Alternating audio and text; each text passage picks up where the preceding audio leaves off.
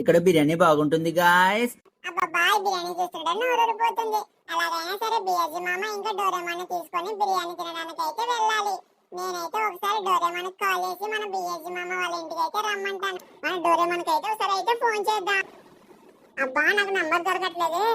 నాకు నంబర్ గుర్తుంది, నేనైతే టైప్ చేసేస్తాను. మనమైతే మన డోరేమాన్ అయితే పిలవడం అయితే జరిగింది. మన కట్టగా మన బిఎస్సి మామ వాళ్ళ ఇంటికి అయితే వచ్చామన్నాను. అబ్బా నాకు మాత్రం చాలా కోరికగా ఉంది ఆ బిర్యానీ తినాలని. అన్నట్టు చెప్పడం మర్చిపోయా, బిర్యానీ అంటే ఎప్పుడు తినేదే అనుకుంటాం, కొత్త కొత్త ప్లేసుల్లోనే ట్రై చేయడమే కదా అసలైన మజా తెలుస్తుంది గాయ్స్. ఈ మాట అన్నది ఎవరు కాదు, మన డోరేమోనే. అందుకే లాస్ సెంటర్స్ లో కొత్తగా ఓపెన్ చేసిన బిర్యానీ పాయింట్ కి అయితే వెళ్తుంది. ఆ వీడియో చూడగానే నాకు నోరు ఊడిపోతుంది. ఖచ్చితంగా గట్టిగా కొడతానేమో. అందుకే తొందరగా మన కార్ తీసుకొని మన బిఎస్సి వాళ్ళ ఇంటికి అయితే వెళ్తున్నాం. అరే అబ్బా ఇదేంట్రా, ఎంత దూరం ఉందిరా, ఇంకా ఎంతసేపు ఆగాలి. అసలు ఈ రోజు శ్రీరామనవమి, ఎలా ఆడు తింటాడో లేదో, మన బిఎస్సి మామ వస్తాడో లేదో కూడా డౌటే. మనమైతే మన సాయశక్తులు అయితే ప్రయత్నిద్దాం. మన డోరేమాన్ కూడా ఈ పాటికి వచ్చేసే ఉంటాడు. మన డోరేమాన్ అయితే ఖచ్చితంగా వాళ్ళ ఇంటి దగ్గర ఉండుంటాడు. మనమైతే తొందరగా అయితే వాళ్ళ ఇంటికి అయితే వెళ్ళడానికి అయితే ట్రై చేద్దాం. ఇదేంటబ్బా ఎంతమంది ఉన్నారు రోడ్డు మీద. మనమైతే స్లోగా వెళ్ళాలి, ఎందుకంటే ఎటువైపు ఎలా వస్తారో కూడా ఎవరికి తెలీదు. మనమైతే దాదాపు వాళ్ళ ఇంటికి అయితే చేరుకున్నాం గాయస్. మనమైతే ఇక్కడ డోరేమాన్ కోసం అయితే వేచి చూడాలేమో. నాకు తెలిసి ఆడు ముందుగానే వస్తాడు అనుకున్నాను. మనం అనుకున్నట్టే మనం డోరేమాన్ అయితే వాళ్ళ ఇంటి దగ్గర అయితే ఉన్నాడు గాయస్. ఏదైతే ఏంటబ్బా చివరికి మన బిఎస్సి మామ ఇంటికి అయితే చేరుకున్నాం గాయస్. సరే మనమైతే తొందరగా మనం బిఎస్సి మామ దగ్గరికి అయితే వెళ్దాం. పద డోరేమాన్, ఇంకెందుకు లేటు, మన బిఎస్సి వాళ్ళ ఇంటిలోనికి అయితే వెళ్దాం పద.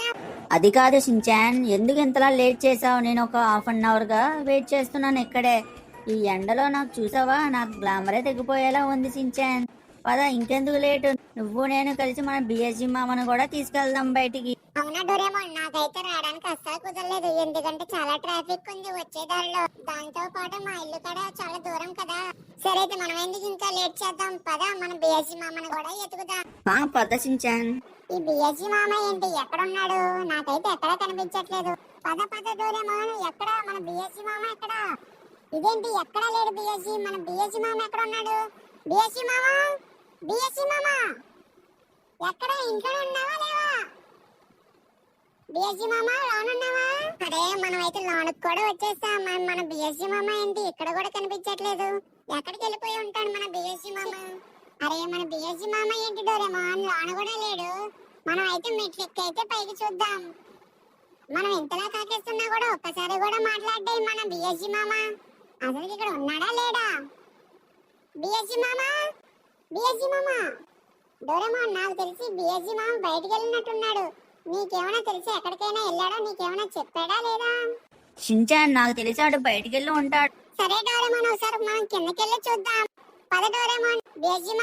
బిఎస్సి మామ ఎక్కడ ఉన్నావు? డోరేమాన్ ఎలా ఇటువైపు ఉన్నాడేమో చూద్దాం. పద. అరే ఇక్కడ ఉన్నాడు కదా మన బిఎస్సి మామ. షించాన్ అండ్ డోరేమాన్, మీరు ఎప్పుడు వచ్చారు?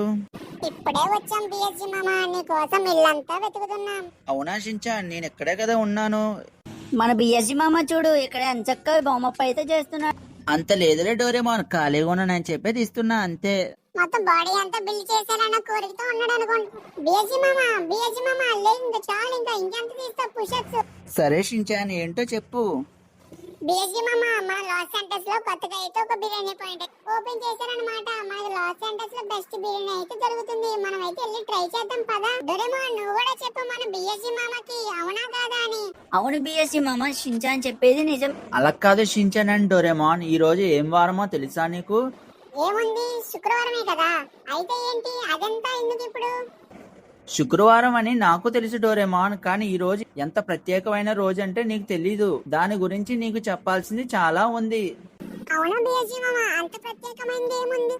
ఈ రోజు మాంసాహారం లాంటివి ఎటువంటివి స్వీకరించకూడదు, ఎటువంటి చెడు పనులు చెయ్యరాదు. ఈ రోజు గొప్పతనం గురించి చెప్పాలి అంటే నాకైతే ఎలా చెప్పాలో అయితే తెలియట్లేదు, కానీ నాకు సాధ్యమైనంత మాత్రాన నేను అయితే ట్రై చేస్తాను.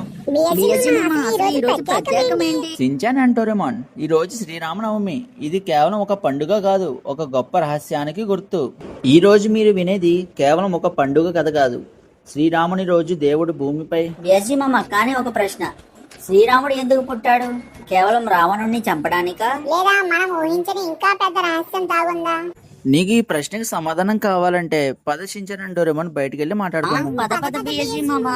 సరే, నువ్వు ఎలా చెప్తే అలాగా. షించాన్, ఇంకా షాకింగ్ విషయం ఏంటంటే ఈ రోజు మీరు చేసే ఒక చిన్న పని మీ జీవితాన్ని పూర్తిగా మార్చేస్తుంది. అదే రోజు చేసే ఒక చిన్న తప్పు మీ జీవితాన్ని నెమ్మదిగా నాశనం చేస్తుంది. వసంత ఋతువులో వచ్చే ఈ పండుగ ప్రతి ఏడాది చైత్రమాసం శుక్లపక్షం నవమ తిథి నాడు వస్తుంది.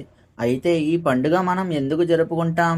బిఎస్సి మామా, దీని వెనుక ఉన్న అసలు కథ ఏంటి? రామతత్వం ఏంటో ఇప్పుడు వివరంగా తెలుసుకుందాం. అనగా శ్రీరాముని జననం గురించి తెలుసుకుందాం. త్రేతాయుగంలో కోసల దేశాన్ని అయోధ్య రాజధానిగా చేసుకుని దశరథుడు మహారాజు పాలిస్తుండేవాడు. ఆయనకు 3 భార్యలు, కౌసల్య, సుమిత్ర, కైకేయి.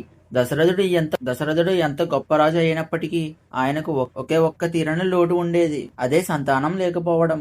వయసు పైబడుతున్న కొద్దీ తన రాజ్యానికి వారసుడు లేడన్న బెంగ దశరథుడిని బాగా పీడించేది.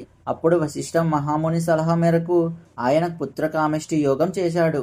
ఆ యాగ ఫలంగా అగ్నిదేవుడు ప్రత్యక్షమై ఒక పాయాసం పాత్రని ఇచ్చాడు. ఆ పాయాసాన్ని ఆ దశరథుడు తన 3 భార్యలకు పంచాడు. దాని ఫలితంగా సరిగ్గా చైత్రశుద్ధ నవమి నాడు మధ్యాహ్నం 12 గంటలకు పునర్వసు నక్షత్రంలో కౌసల్యాదేవి గర్భాన్న శ్రీరాముడు జన్మించాడు. అదే రోజు కైకేయికి భరతుడు, సుమిత్రలకు లక్ష్మణ, శత్రుఘ్నులు జన్మించారు. లోక కళ్యాణం కోసం, ధర్మ రక్షణ కోసం సాక్షాత్తు ఆ శ్రీ మహావిష్ణువే మనిషి రూపంలో రాముడిగా జన్మించాడు. ఆ పవిత్రమైన రోజునే మన శ్రీరామనవమిని జరుపుకుంటాం. శ్రీరామనవమికి మరో 2 విశిష్టతలు కూడా ఉన్నాయి.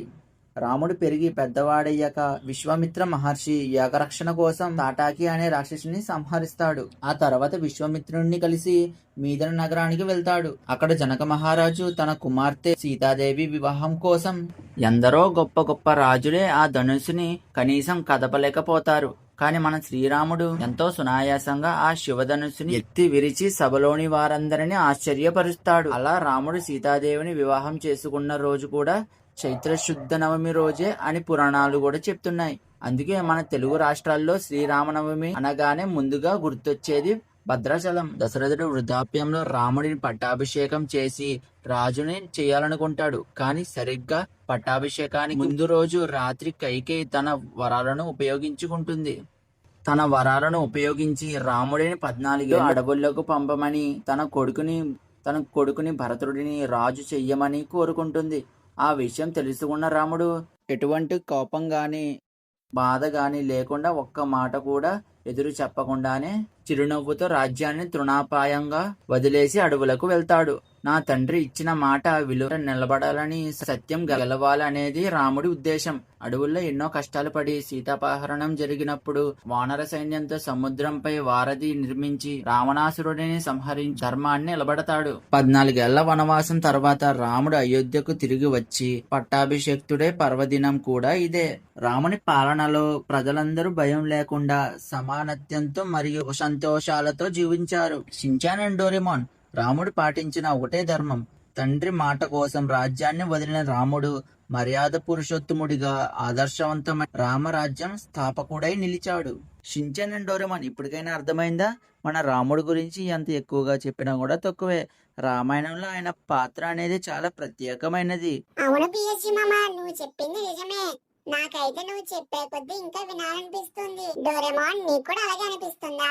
అవును షించాన్, నాకు బిఎస్సి మామ చెప్పేది ఇంకా వినాలనిపిస్తుంది. ఎందుకంటే రామాయణంలో రాముడి పాత్రని ఎంత అందంగా వివరిస్తున్నాడో. ఆయన పాత్రని వింటుంటే ఇంకా ఇంకా వినాలనిపిస్తుంది నాకు కూడా. శ్రీరామనవమి రోజు లభించిన ప్రసాదం కూడా మన శరీరానికి చాలా మంచిది. ఎందుకంటే వేసవి తాపం నుంచి రక్షించే పానకం, వడపప్పులను ఈ రోజు ఆరోగ్య ప్రదాయినిగా పంచుతారు. అందుకే నేను చెప్పాను, ఈ రోజు శ్రీరామనవమి రోజు చాలా ప్రత్యేకమైన రోజు. ఈ రోజైనా మంచి నిష్టగా ఉంటూ ఎటువంటి నీచ అలవాట్లు, ఎటువంటి తప్పు అలవాట్లు కూడా చేయకూడదు. షించాన్ డోరేమాన్, నేను చెప్పడం అయితే చెప్పా, ఇంకా మీ ఇష్టం. అలా కాదు బిఎస్సి మామ, నువ్వు చెప్పిన ఈ స్టోరీ విన్న మధ్యలోనే మేము అసలు బిర్యానీ తినకూడదు అనుకున్నాం. ఈ ఒక్క రోజే తినకపోతే ఏమవదులే. అందరికీ చెప్పడం మర్చిపోయా, మా తరపు నుంచి, బిఎస్జీ తరపు నుంచి, షించాన్ తరపు నుంచి, డోరేమాన్ తరపు నుంచి శ్రీరామనవమి శుభాకాంక్షలు. మన వీడియో నచ్చినట్లయితే లైక్, షేర్, సబ్స్క్రైబ్ అయితే చేసుకోండి.